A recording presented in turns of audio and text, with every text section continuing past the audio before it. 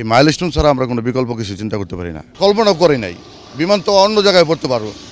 আসলে কি এইরকম ঘটনা তো আমার জীবনে দেখি নাই। আমি উত্তরা 26 বছর ধরে পাস করছি। আমার মেয়ে এখান থেকে প্লে থেকে ইন্টার পাস করে গেছে, আমার ভাতিজা আছে, আমার বন্ধুর ছেলে আছে 4 জন।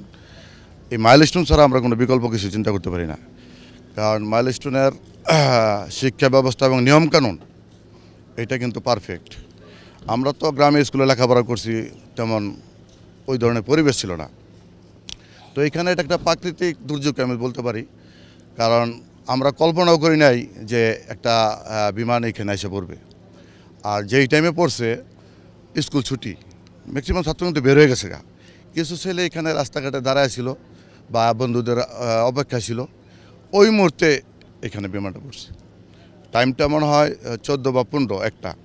আমি নামাজের জন্য অপেক্ষা করতেছিলাম যে আমি এখানে নামাজ পড়ে পরে বাসা যাব। এই মুহূর্তে এই ঘটনা।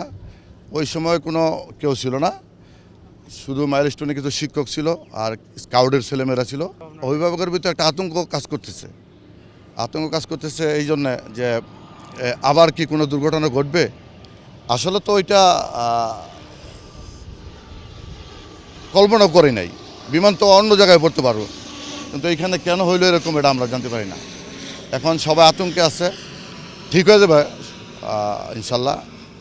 আর এটা নিয়ে তো অনেক শ্রেণীর লোক অনেক ধরনের করতেছে এখন। আসলে আমাদের কাম্য হইল যারা মারা গেছে এদের রুহের মাগফিরাত কামনা করা, আর যারা অসুস্থ আছে তাদের পূর্ণাঙ্গ চিকিৎসা যাতে হয়, এটা আমাদের আশা।